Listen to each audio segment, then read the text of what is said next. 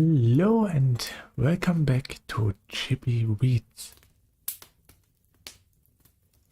Today I will read another fairy tale by Hans Christian Andersen, and it is The Little Match Seller. To be honest, I never heard about this fairy tale when I was a little kid. I only discovered that there is this fairy tale in 2010, 2010, yeah, around this time, through some anime. Because in anime they often like to reference a Dog of Flanders and the Little Match Seller.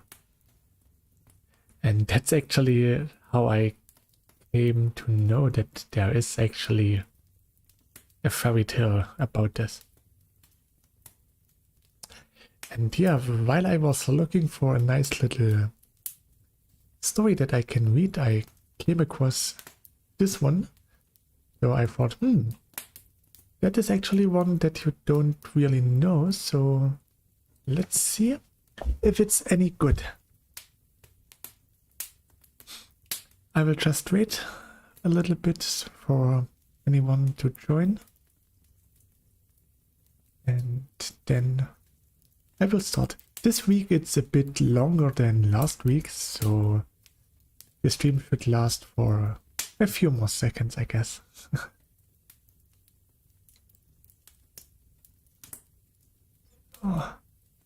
This week I don't have to go to school in the morning, so it's actually okay for me to read a longer story. So anyways, we waited for 2 minutes. Anyone who wanted to join can now, and I would say let's start with The Little Match Seller by Hans Christian Andersen. It was terribly cold and nearly dark on the last evening of the old year, when the snow was falling fast. In the cold and the darkness, a poor little girl with bare head and naked feet roamed through the streets. It is true she had on a pair of slippers when she left home, but they were not of much use. They were very large, so large indeed that they had belonged to her mother, and the poor little creature had lost them in the running across the streets to avoid two carriages that were rolling along at a terrible rate.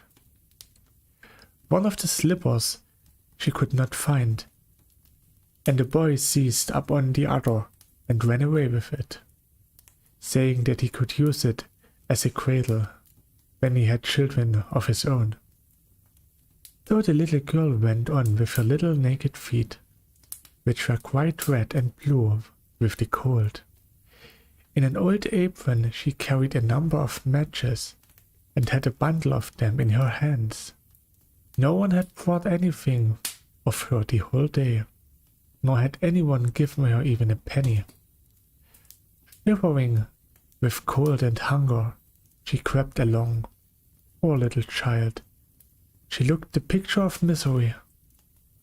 The snowflakes fell on her long, fair hair, which hung in curls on her shoulders, but she regretted them not. Lights were shining from every window, and there was a savory smell of roast goose, for it was New Year's Eve. Yes, she remembered that. In a corner between two houses, one of which projected beyond the other, she sank down and huddled herself together. She had drawn her little feet under her, but she could not keep off the cold, and she dared not to go home, for she had sold no matches and could not take home even a penny of money. Her father would certainly beat her. Besides, it was almost as cold at home as here, but they had only the roof to cover them, though with the wind howled, although the large holes had been stopped up with straw and rags. Her little hands were almost frozen with the cold, Ah, perhaps a burning match might be some good if she could draw it from the bundle and strike it against the wall, just to warm her fingers. She drew one out. Scratch! How it sputtered as it burned. It gave a warm, bright light, like a little candle. As she held her hand over it, it was really a wonderful light. It seems to the little girl that she was sitting by a large iron stove with polished brass feet and a brass ornament.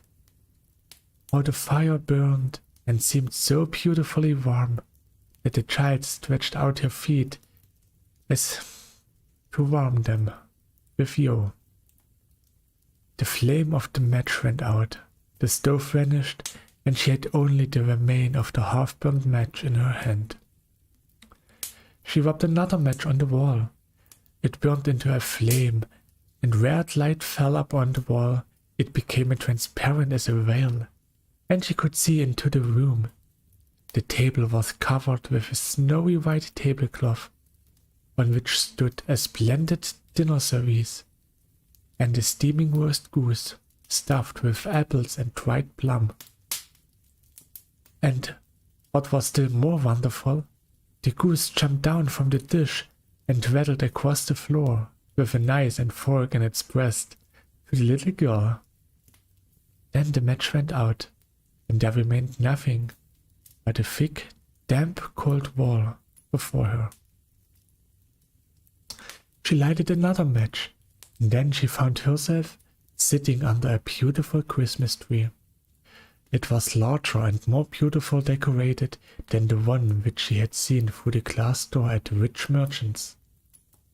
Thousands of tapers were burning upon the green branches, and colored pictures, like those she had seen in the show windows, looked down upon it all. The little one stretched out her hand towards them, and the match went out. The Christmas lights rose higher and higher, till they looked to her like the stars in the sky. Then she saw a star falling, leaving behind it a bright streak of fire.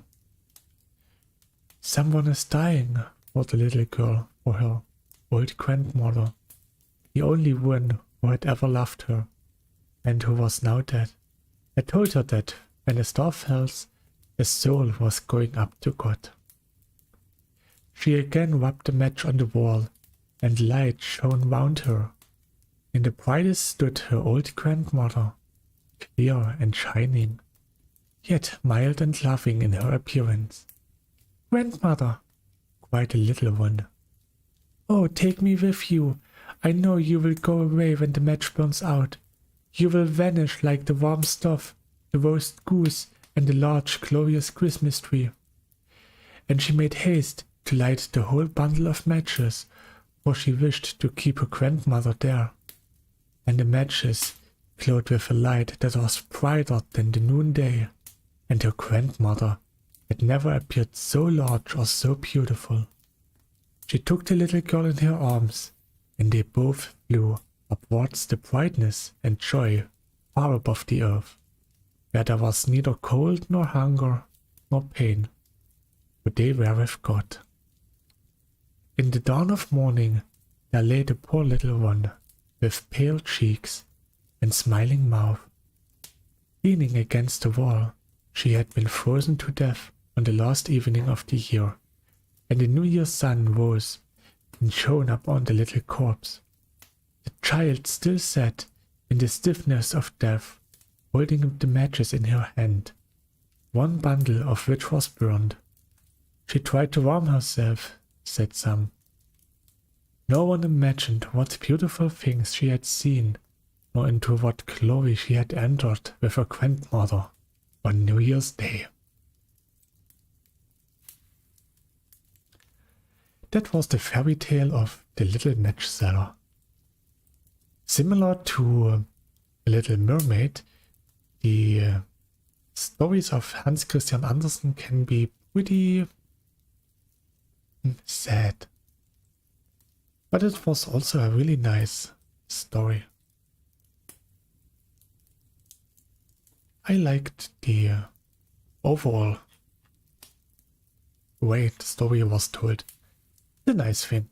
Actually, I always had the picture of the late 19th century, like 1895, in my head when I was reading this, because it is definitely a story that originated in the industrialization with a lot of powerful people rose to might. And yeah, overall a really nice story. I hope you enjoyed it. And I hope I can see you again next time. Till then, have a nice start in the weekend. Until next time, please stay healthy.